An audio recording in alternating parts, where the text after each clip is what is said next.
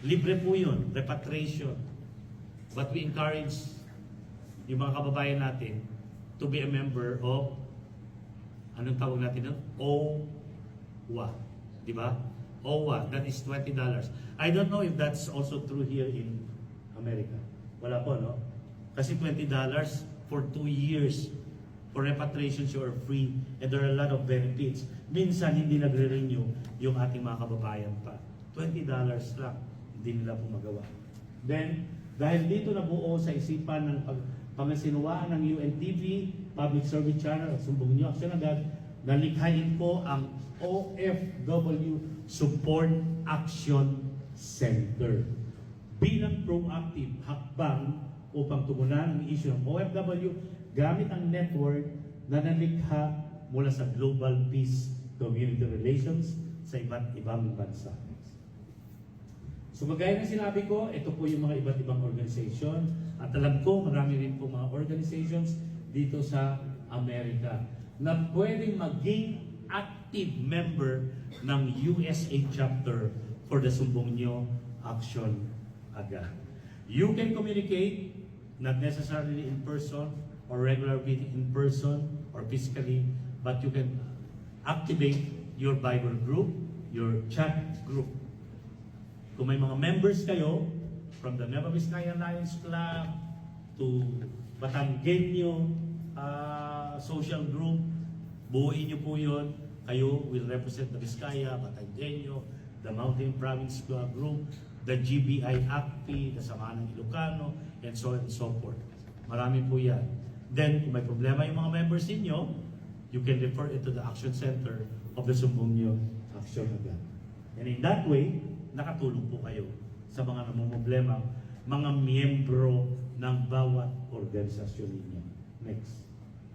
So ito po yung coordination namin with the Department of Migrant Workers, with Attorney PY or Yusef PY Kaunan. Next. At ano-ano ang akba ng mga OFW Action Centers natin, lahat ng OFW NGO at Pinoy Civil Society Groups sa iba't ibang bansa ay hinihimok na maglagay ng kanilang SNAA OFW Support Action Center. Ang mga action centers na ito ay kolektibong patatakbuhin ng nagkakaisang mga grupo ng mga NGO at maaaring ilagay sa mga NGO headquarters depende sa inyong pagkakasunduan. Pwede po ito sa matao o palagi pinupuntahan ng mga restaurants, Filipino restaurants, pwede rin sa lodge ninyo, pwede rin kung may headquarters, yung mga malalaking organisasyon. Or, kung wala pong oras, pwede pong chat group lang. Yan. Ang NSAA OFW Support Action Center ay siyang magsisilbing support service hub na maaaring magbigay ng mga sumusunod na serbisyo. Una, counseling on mental health and stress management para legal services at iba pang mga serbisyo. Example, meron pong gustong magpakamatay, no OFW sa Kuwait. Sabi niya, magpapakamatay na ako kasi nabalitaan niya, ang mga anak niya ay nagdro-droga na. Hindi na pumapasok sa eskwelahan. Ang hirap, na wala kang peace of mind, nagtatrabaho sa malayong bansa. Ang mga mahal mo sa buhay, lalong-lalo na yung mga anak mo na naiwan ay walang tumitingin sa kanila na totoong nagmamalasakit. Alam niyo po ang ginawa namin nung na-report yon, pinapuntahan ko sa hepe ng pulis at DSWD. Pina-check ko po yung mga anak niya at sa awa ng Diyos ay okay naman sila. Diba? Ay kung nagpakamatay yung kababayan natin dahil sa stress. So in our own little way, we were able to respond immediately because of our direct communication with our kababayans abroad. Ganun po kabilis. Sa Saudi Arabia naman, sa Dammam, tumawag na naman sa amin, sabi niya, hindi na raw siya pinapalabas sa pinagtatrabahuan niya, ang pangakong trabaho sa kanya ay magluto lang at maglaba. Lahat na lang nakamag-anak ng Arabo na employer niya ay nagbibigay servisyo sa atin, hindi na siya nakakalabas minsan at hindi raw siya nakakakain na maayos. Sabi ko sa kanya, via Zoom, interview ko, live po yun, because we are live sa UNTV via Facebook and YouTube and UNTV the Philippines, ay relax ka lang since it's Friday, kasi Friday po ang day off sa Saudi, lumabas ka doon sa mall na kung saan nandun nag-i-standby ang mga Pinoy at pupuntahan ka ng mga leaders natin. So nandun po yung mga leaders natin, pinuntahan siya at kinausap. Kung wala po siguro kakausap, yung mental health niya ay maapektuhan at magpapakamatay. So these are just some of the instances na nangyayari in reality sa ating mga kababayan. At ang action centers na ito ay tatauhan ng mga volunteers natin na mga professionals. Pinoy or foreigners na kaibigan ay pwede rin at may kakayahang magbigay ng mga tulong na kinakailangan.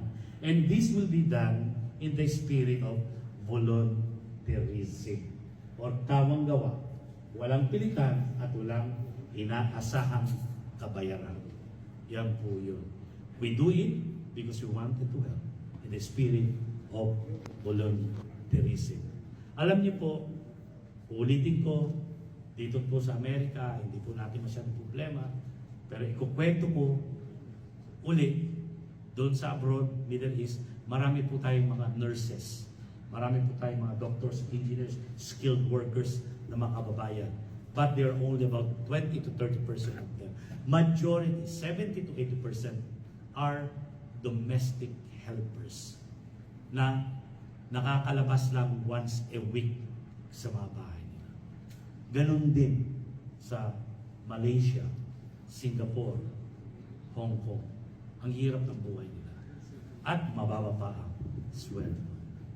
At sa konting suporta na ganito, itong maliit na programa na sa tingin natin ay maliit, hindi po kasali dyan or without funds from the government, but it operationalized or it is happening or being implemented successfully because of the spirit of volunteerism by generous, kind-hearted, and well-meaning kababayans na nakakaangat sa buhay.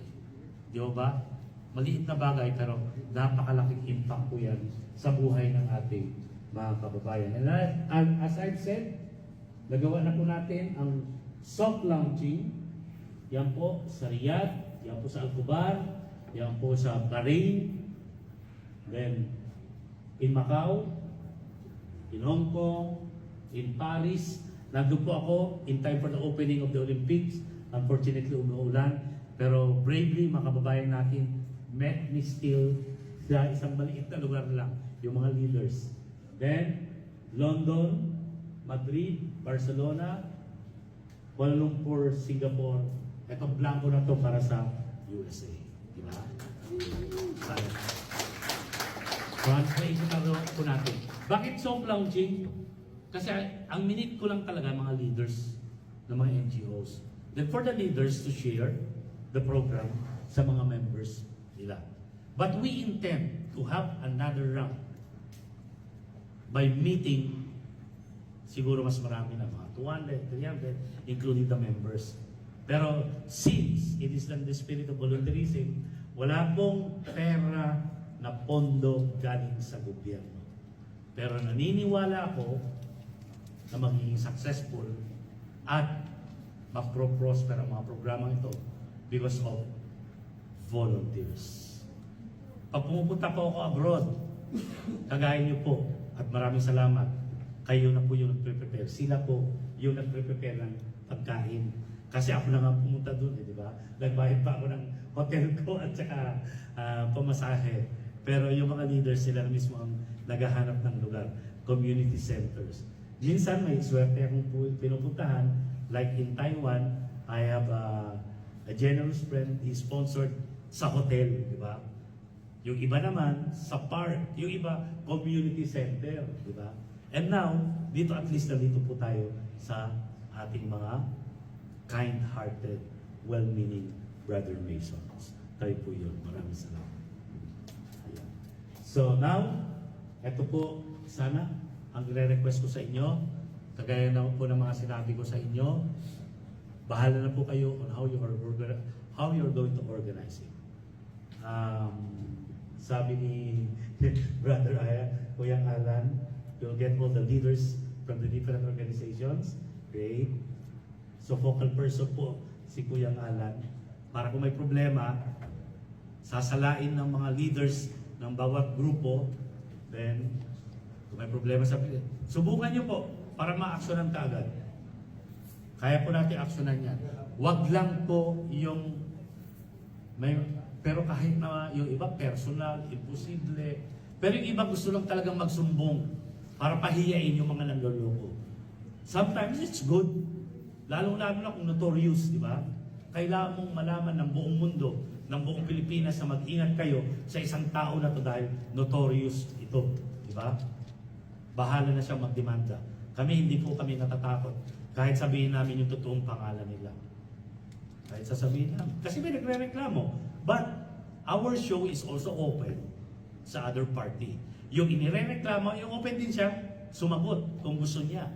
At depensahan yung sarili niya. Di ba? Para marinig din natin. Meron din kasi mga ganon. Yung iba, dahil galit lang sa asawa, sinusumbong. Imagine, meron po sa sa Saudi. Tumawag yung OFW na babae. Sabi niya, Sir, irereklamo ko po yung asawa ko kasi yung kabit niya, dinala niya na sa bahay namin. Sabi niya. Yung mga anak ko, bla bla bla bla. Sabi ko, okay lang naman kabit siya. Huwag lang dalhin sa bahay. Tapos sumagot yung lalaki. Sir, matagal na po kami hindi nagsasama niyan kasi may kabit din yan sa Saudi. Oh, imagine. Gusto lang, kumbaga, even, gusto lang tumabla, di ba? Pero, pan lang po yun. Talagang totoo po yun. Lahat ng klaseng problema ay idinudulog doon. Ultimo, nawawalang kaldero at kambing na eh. Di ba? Mga, kumbaga. Pero, wag na po nating sayangin yung oras natin sa mga ganon. Nung pandemic, na-experience po namin yon. Mga nawawalang kambing at kaldero. Nung pandemic, kasi wala na sila maisumbong dahil nakakulong naman sa bahay lang, di ba? Pati yun. Pero yung mga maliliit na bagay, wag na po nating pag-aksayahan ng oras. Kasi mas marami po tayong mga kababayan na mas nanghihina. Yung mga large-scale stapa, mga scam, mga illegal recruiter, yung problema nyo po ng lupa, doon na kinamtam, na mga nangangamtam at gusto nyo po silang ipatibi, pwede po yun. Basta may dokumento kayo. Para mapahiya yung mga nangangamtam ng mga lupa ninyo. Para meron silang lugar, manluloko sila, di ba? Kaya dito sa sumbong nyo, aksyon agad, walang turuan, walang dahilan para hindi a-aksyonan agad. So, generous po at your service. Maraming salamat po. May God bless us all. Mabuhay po kayong lahat. Safe.